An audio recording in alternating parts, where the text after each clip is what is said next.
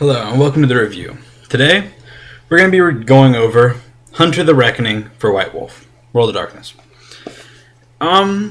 This book, this setting is, the premise is you are a average human who's been imbued or gifted with the ability to do some supernatural things. It's not as powerful as vampire or a werewolf or wraith, or I think pretty sure mage is significantly more powerful.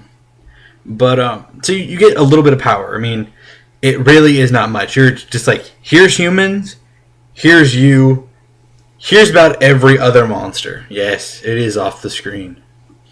So you're kind of SOL for the most part. They do tone down a lot of the monsters for this game, for the sole reason that they actually wanted it to be playable. So we'll just get underway and I'll cover more at the end. By the way, this is, I believe, right before the revisions that made the revised edition and everything. So keep that in mind. Right off the bat, we get your fiction, the story told always from the same perspective of some unknown person or whoever put you in charge. Whatever. They had it in vampire, werewolf. It's nothing new. It's alright, just so you know. But, first chapter, the introduction, standard stuff. It goes over, what it is to be a hunter. You're imbued, you fight monsters, terrifying shit. Goes over the edges, which are the powers, the foes, how to use this book, and all of that. Don't swing at your friends, it's a made-up game, you're not actually fighting monsters, that thing. Then we get into Chapter 1, which is really an overview, kind of an example of how everything works. There's like a timeline of, I believe this is someone's interview, actually. But, it's broken up with little side things like this is Interpol case file 0034297375. And they really break it up like that. So I'm just going to blast on through this. I'll just stick to mine. Alright, so it explains how the world of darkness is. What it is to be a hunter. You are supposed to find these creatures. You see them. Not everyone else realizes it or accepts it or what have you. So that's what the first chapter covers. Second one covers the world of darkness and how things interact with it, like media, Garou, the underworld, things like that. Churches, how they work, and it's not pretty most of the time. They don't work. But Chapter 3 goes into the creeds. Now, there are 6 creeds. 1, 2, 3, 4, 5, 6, 7 creeds. My apologies. 7 creeds that can be played. These essentially represent your class. I use the quotations because World of Darkness really doesn't have a class system to begin with, and this game breaks it down even further. Like, you could be an Avenger, which is a creed, if you can't figure that out. And they sound, like they fight a whole bunch, what have you, but really, they just mean that you're vengeful, not necessarily that you fight a lot, so you kind of see that. The creeds are then broken up into 3 virtues: mercy, vision, and zeal. And those really just act as categories to kind of, overarching categories to kind of give you an idea of what type of person those creeds normally represent. For mercy virtues tend to, they don't necessarily want to obliterate everything about the creatures. They kind of want to, what are they? Are they really cursed? Did they choose to be like this? Or is it just kind of this is how they are, they can't help it? Then you got visionaries. World of Darkness, got to have someone who can see into the future and make prophecies of doom. Then you have zeal. The people of the zeal virtue tend to want to obliterate and kill everything. We must fight the monsters tooth and nail, no exception. So, and I'll explain more how virtue really comes into play as a game mechanic. The first creed that you see is defenders. Their primary thing is defense, and they fall under the zeal virtue. And a lot of their abilities revolve around aiding their allies, shielding them, protecting them, stopping creatures from attacking them, things like that. And it goes into their weaknesses, which, unlike in Werewolf, where you had clan weaknesses and they had like direct in-game effects, and in Vampire clan weaknesses, they don't have in-game effects per se. They're more like role-playing things more than anything else. Like defenders, they tend to be loners. They're, eventually they just kind of like, they're self-absorbed. They end up just kind of, hating themselves when shit gets out of hand. They don't really, they're lonely majority of the time. The next is the innocents. The innocents they don't really know what they're doing. They fall under the mercy virtue, and they don't necessarily want to kill all the monsters. They're kind of like want to like study them and find out about them. Their edges also tend to be more utility based. Like, I can hide from a monster, I can hide someone else from these creatures seeing them, or I can light them up so that everyone can see them, so that maybe we'll get more help, shit like that. Then we get the judge. They're the mediators. They're best represented as priests. They, not to say that you always have to be a priest, but they represent kind of this, judge, jury, and executioner type thing. They try and stay not too zealous, but they're trying to stay unbiased about everything. Essentially, they want to take a step back and approach everything with a logical thought process, and not necessarily caring. We should go help that orphanage over there, but by doing so, they might, in fact, if they did that, they'd also run a risk of endangering the orphanage and or all dying for nothing. So that's kind of how they do it. That's probably a really bad example, but they're ones calculating more so, and their edges tend to reflect kind of a I believe one of theirs is discern. I think it is, and they just kind of no. I can't remember what it's called, but they can essentially like lock down everyone. So it's pretty cool. Next, we get martyrs. Martyrs, I believe, are also mercy. Yeah, martyrs are mercy. By the way, judges are zeal, surprisingly.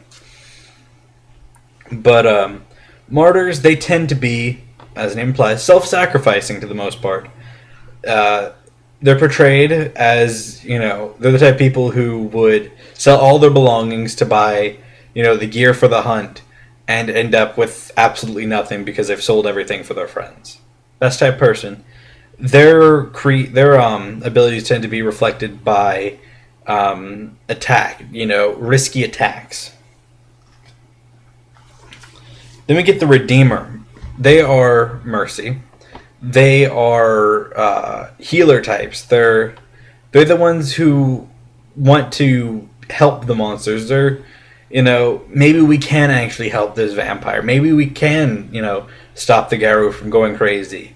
Maybe there is some way to, make them repent type stuff. They tend to be healing type from majority of their edges, I believe. Then we get Avenger. The badass of the group, as one could say. They're the ones who, their like first level power is they can take a weapon and charge it full of energy, Gambit style. X-Men reference right there. And that's just essentially what they do. The Avengers, represented by bikers, soldier types, they're the standard kick in the door and kill everyone on the other side type. Then we get the Visionary. The Visionary is the only creed that is in the Vision virtue. And they typically are loners, wanderers, but unlike defenders, they are nomadic in the sense that, they always see these terrible visions and, they just kind of want to move along. So, their powers, vision-oriented. Not psh, but foresight. Next chapter goes into your character creation, your attributes, abilities, so on and so forth. Just going to skip along that part. Where's conviction? Conviction. Okay. We'll start with virtues. Virtues you put dots in. And you do so because the rule is no virtue can exceed your creed's virtue. So, if I'm a visionary and I have 2 dots in vision, I can't have 3 dots in any other virtue until I have a 3rd dot in vision. And, you assign them, I believe you start with 3. And it's done,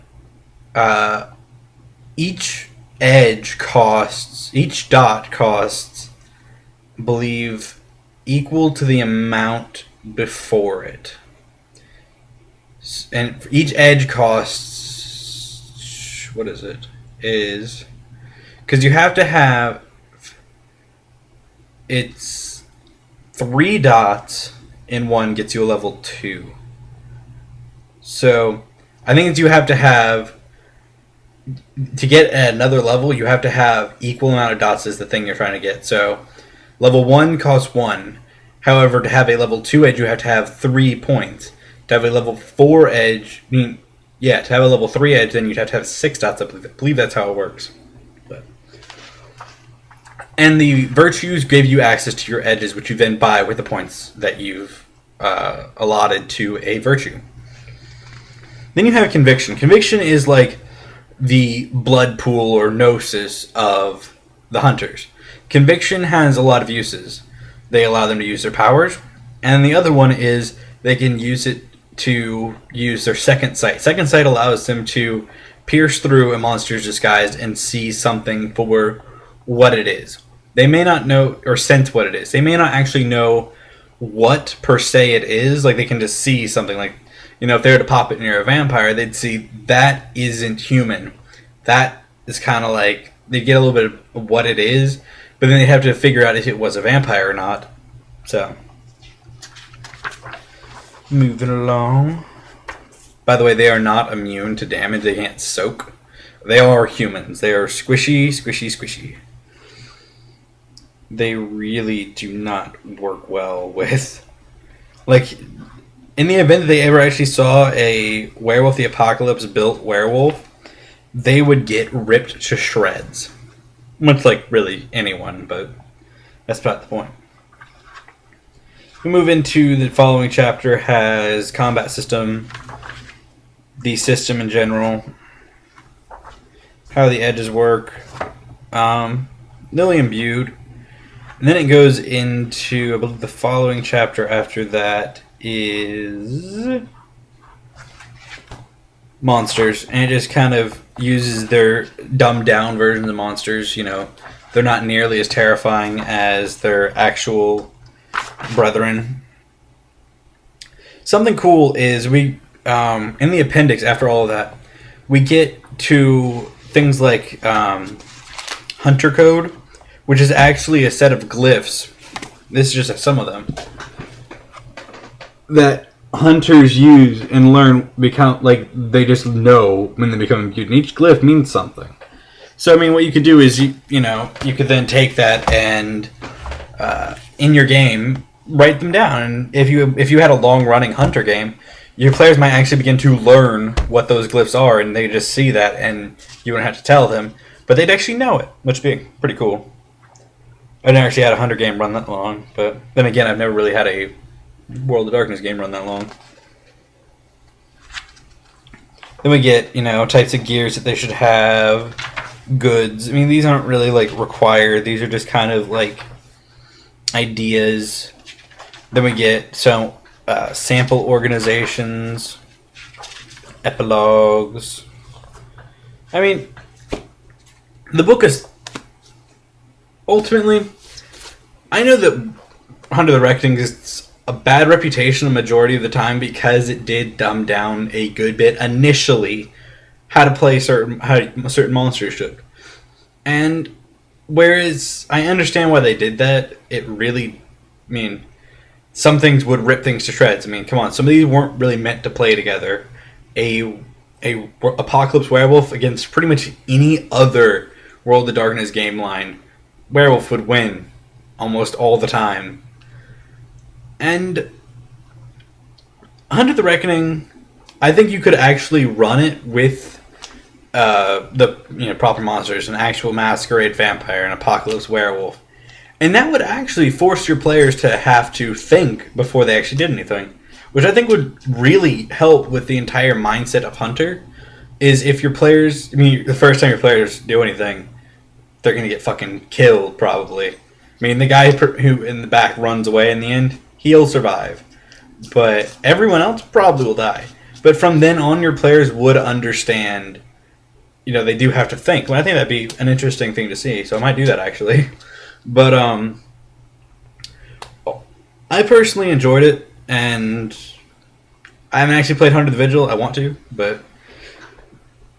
So, ultimately, I think this is a fairly good game line. I enjoy it a lot, so... Until next time, have a good one.